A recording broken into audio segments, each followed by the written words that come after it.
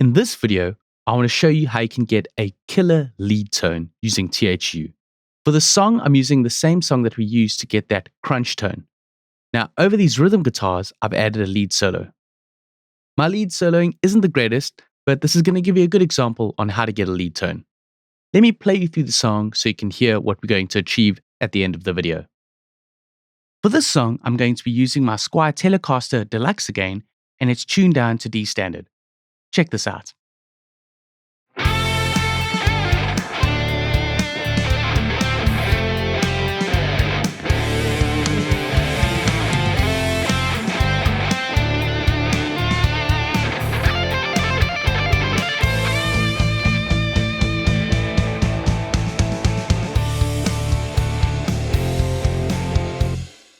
Great stuff.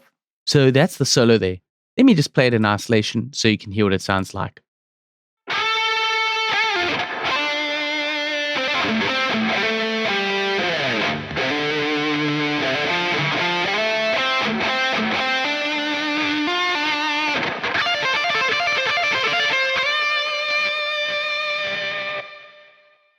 As I stop playback, you hear that there's quite a bit of delays and reverb going on.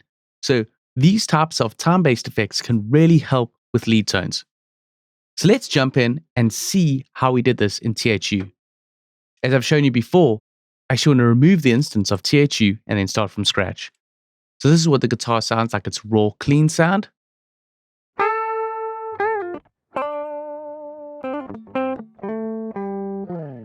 Not that impressive, but you get the idea. So, starting off, we're going to add an instance of TH-U, and for the lead to punch through in the mix, you want to work with a high mid-range sound. So we're looking for a high gain amp with some very nice high mids. A good example of this is the England Burnspear amp.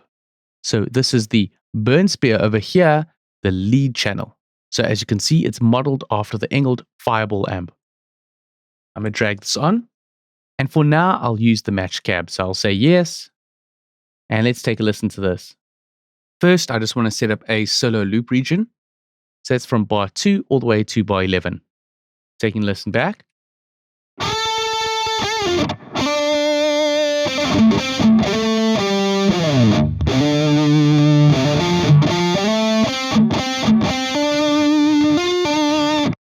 It's okay. I'd actually prefer to change out this cabinet. I'm going to click on it and say replace with, and I want to use the modern US 4x12. And for the microphone, let's also replace this. For this, I'm going to go for the German FET 87, which is an emulation of a U87 condenser microphone. So it's got very sensitive frequency response, and it's going to pick up the high mids and highs very nicely on that guitar.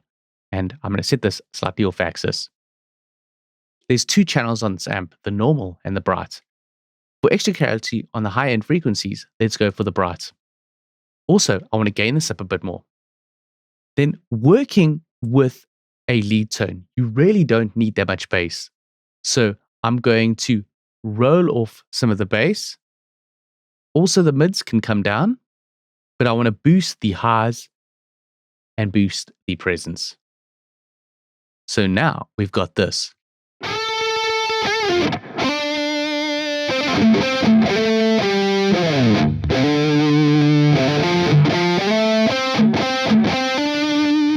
That's sounding good. And just to even out the dynamics, in front of the amp, I first want to add a compressor. What'll work pretty well is this very mute compressor.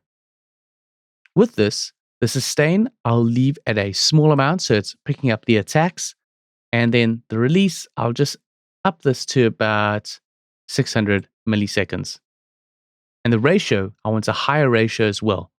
So I want this really to squash the dynamics so that there isn't a very big gap between the higher sounds and the lower sounds when I'm talking about the peak levels. And also to tighten up the sound quite a bit, I want to add a tube screamer type effect between the compressor and the amp. For this, I don't want any extra drive, but I want to up the tone so it's pushing more of the higher mid-range, and the level I'll leave set there. So now we've got this.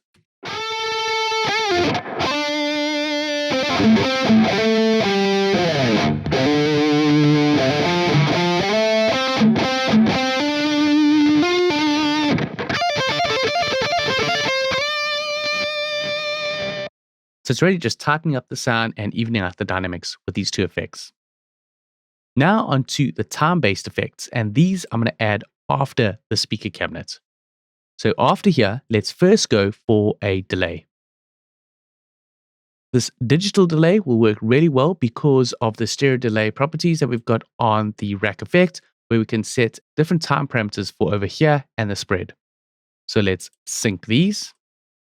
The first delay, let's set this to quarter notes, and the spread to eighth notes. And the regeneration of the delays, let's increase that.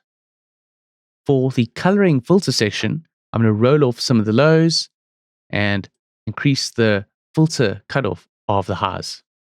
The modulation area can stay the same. The delays, I'm going to pull the delay level slightly down, and let's take a listen to this.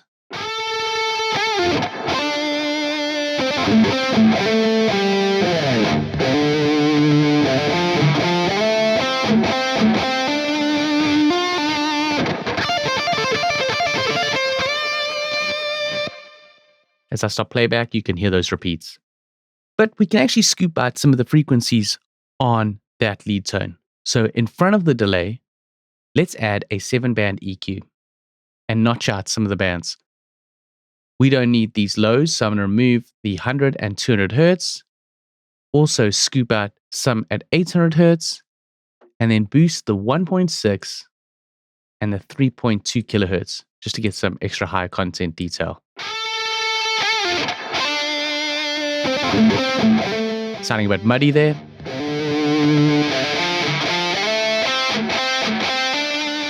And we've scooped the EQ and removed a lot of the low end and pushed a bit of the high mids. And that's before the delays, because I don't want the lows and the muddiness being passed into the delays and the repeats. Then to smooth everything else off, after the delay, let's add a reverb in the form of this D reverb. Let's stick with the default settings and see what it sounds like. Maybe some more wet. Tweak the color. Pull the time down.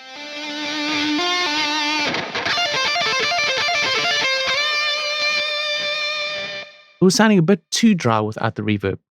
You get those delays, but when you add the reverb in, it really just smooths off those repeats and makes it feel like it sits more in a roomy sound. And finally, on the end, let's add a parametric EQ just to find any resonant frequencies and notch them out. So as you've seen in previous videos, I'm going to gain up, set the Q value pretty high, and then sweep the frequency.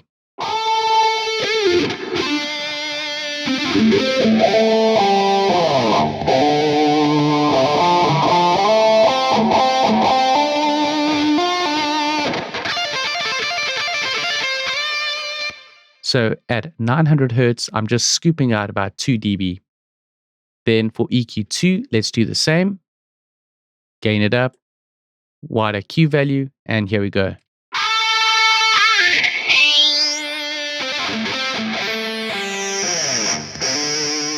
Over there, pull the gain down, pull the Q back. Before, and then after.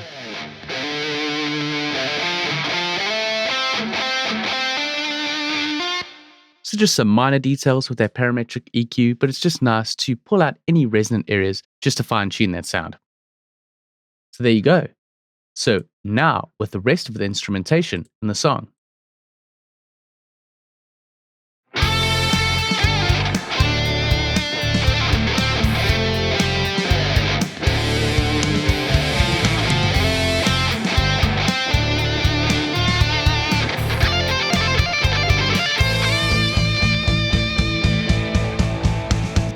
There you go. So that's how to get a killer lead tone. It's pretty simple. What really works is to add some delays and some reverbs, plus to fine-tune the EQing on that sound. And for this particular song, I used a high gain amp to really get a crunch to that lead tone and pushing those high mids and high frequencies of the sound. In the next video, let's explore how you get that modern metal tone. Catch you in the next video.